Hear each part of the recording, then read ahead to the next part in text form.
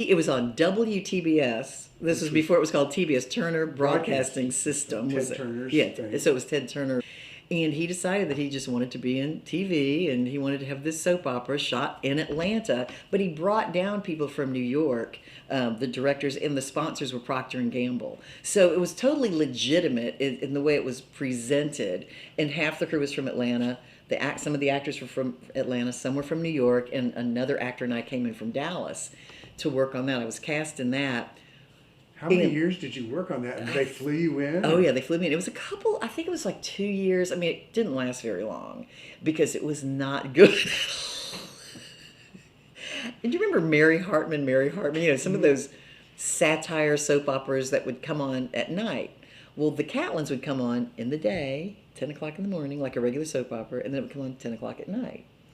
So some people thought it was supposed to be one of those satirical soap operas, but it wasn't. And I always felt like if they just tweaked it a little more to the left, it could have been really funny. But they tried to be serious, and it was just ridiculous. I was a cop. I was supposed to be an undercover cop. And what was your name? Babe Shalafo. But the director or producer really created that character for me because when I went to Atlanta to see him for the audition and for, to see if I could, get cast in this show, he was asking me about my past and my, my career and everything. I said, well, I lived in New Orleans and I moved to Dallas and he says, oh, you lived in New Orleans, huh? And so he thought Shalafo was like a kind of a New Orleans-y kind of name. And then he wanted my first name to be Babe and an undercover cop for the FBI. I think this guy had a total Angie Dickinson fantasy. Hey, your name was Angie. That's right. Back in Dallas, I was in a TV show. It was an early morning, Saturday morning show on CBS called Benji, Zax, and the Alien Prince. This little boy, Prince Yubi, was sent from his planet down to Earth. And he gets to Earth and his spaceship opens up. And there's Benji, the dog, standing there. So it's his first little earthling that he meets. Well, the evil ruler of the planet wants that kid back. So he gets me and my Dara and my partner in crime, Kyber, and we're dressed in black like the Superman villains, and we fly down to Earth. I suppose, although I never was shot in a spaceship, but when we get to Earth, we're in this van with all the controls in it and everything. And we drive around and we're always looking for the quadruped. Where's the quadruped? Where's Prince Yubi? So it was several episodes we shot. And of course, it couldn't compete against it was live action, couldn't compete against the cartoon. So it only lasted for a year. But yeah, and the guy that was in that show with me also did the Catlins. That was Joe Rainier. Yeah, The River Rat with Tommy Lee Jones. That's what I was going to say. That was my first, my first role in a feature film with Tommy Lee Jones. And at that time, he was my favorite actor. And I mean, I couldn't believe I was reading for this. And well, I really didn't know what I was reading for. Like, you just go and read. You don't know what it's going to do or even who's in it. And when I went for the callback, which meant they liked me and they were really considering me for the part, I was kind of like, oh, by the way, who's in this movie? Tommy Lee Jones. You're saying, I'm like, Tommy Lee Jones, oh my gosh, he's my favorite actor. Well, then I got booked on the job, and I'm supposed to be like his ex-wife / girlfriend, and he's just gotten out of prison, and he comes to visit me, and of course, with the daughter who's played by Martha Plimpton. Martha Plimpton. So, and that was like her first film role.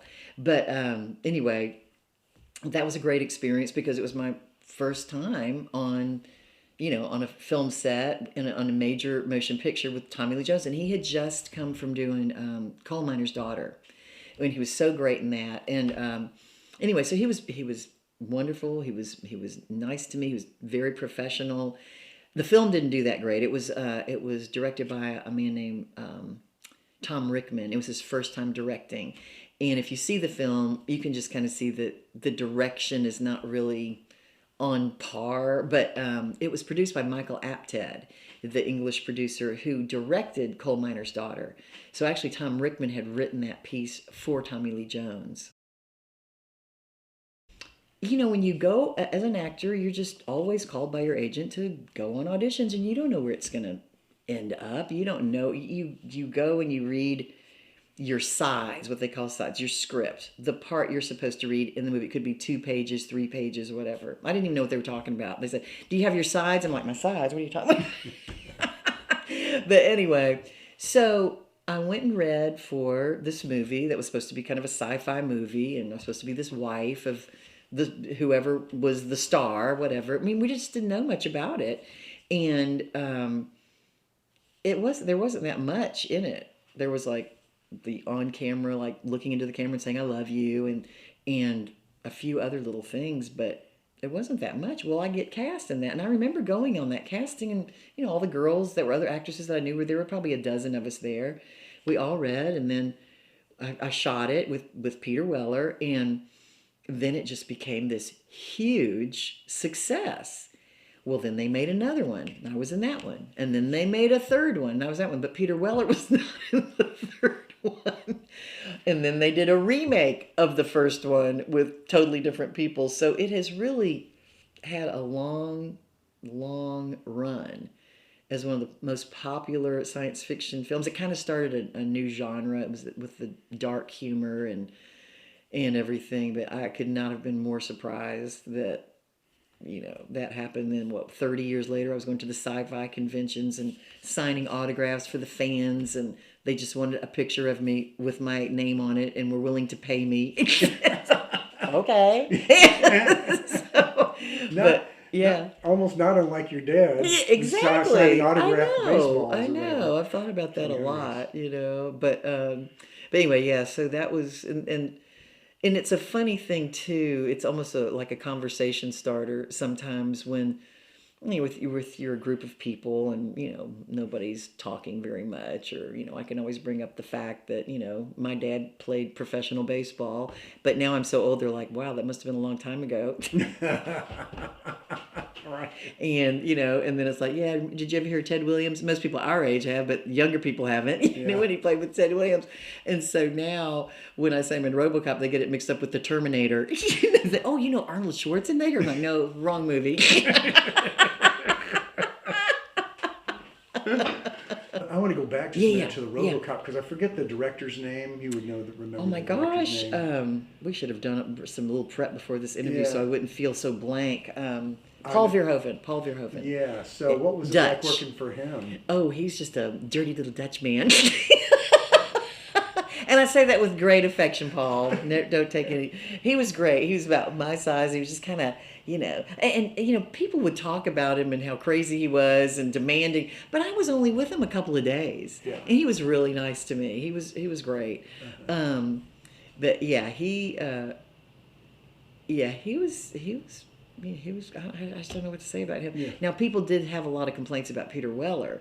A lot of the crew people, oh gosh, he's this, he's that. I said, look, he's in a suit that's 100 degrees inside. I said, give the guy a break, But, again, I was only with Peter maybe a couple of days, and he was, very nice to me. So, it's just all those small doses. Mm-hmm. It's like, you go visit your friends. You don't want to overstay your welcome. You don't want people to come and stay with you for too long, So.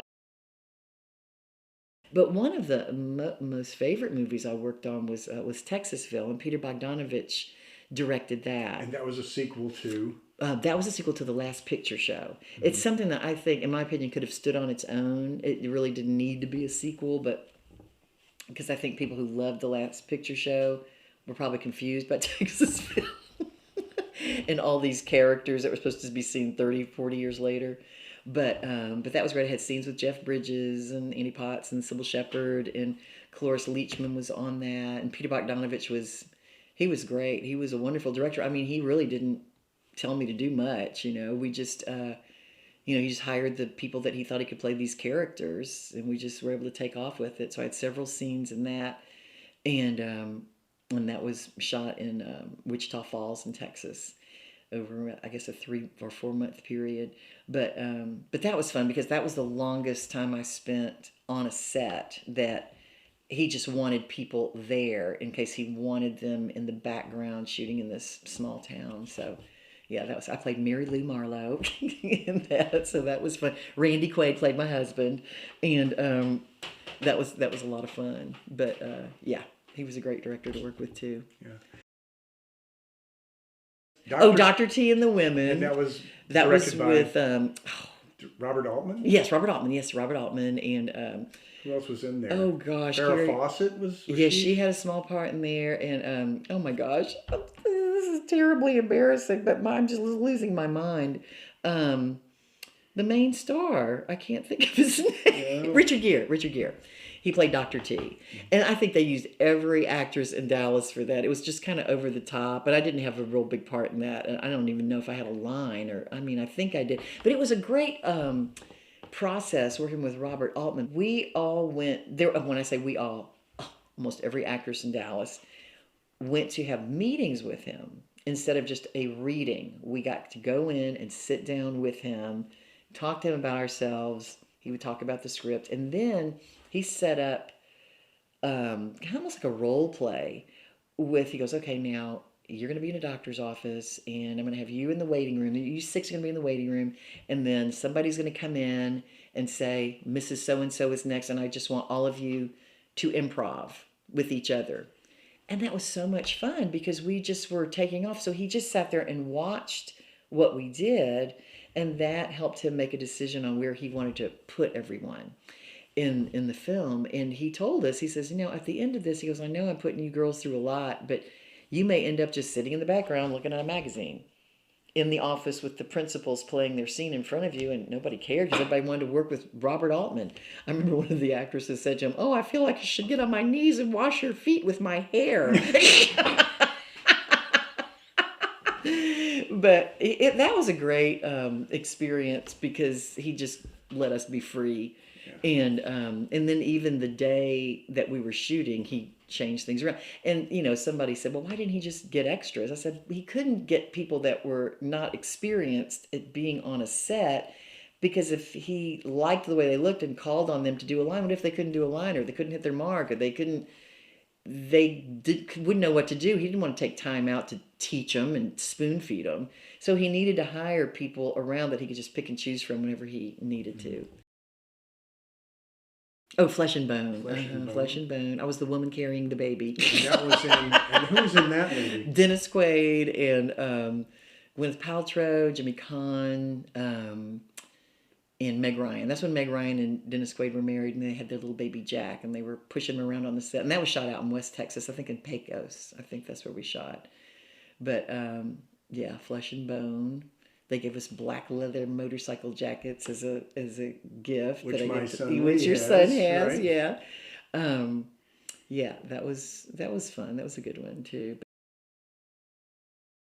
That was Caleb Deschanel. He directed that, and he directed all the Clydesdale Budweiser commercials and The Natural, The Right Stuff, and the look of all of his work has a beautiful golden quality to it because he only shoots at sunrise or sunset, so he gets that ambiance in his film. So we shot a Benadryl commercial at a place called Fossil Rim outside of Dallas in Glen Rose, 2 hours outside of Dallas, and it's a big nature preserve of African animals. So there's giraffes, there's zebras, you can drive through it.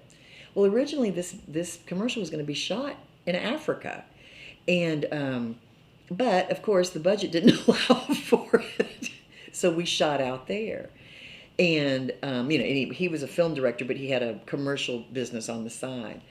But it took us a week to shoot that because, we were getting up at 3 a.m, getting makeup on, going out there waiting for the sunrise. And then I would run around, and the whole premise of these series of commercials for Benadryls for allergies. And so my part was I was a photojournalist in Africa, looking for the perfect shot, and then so I'm like,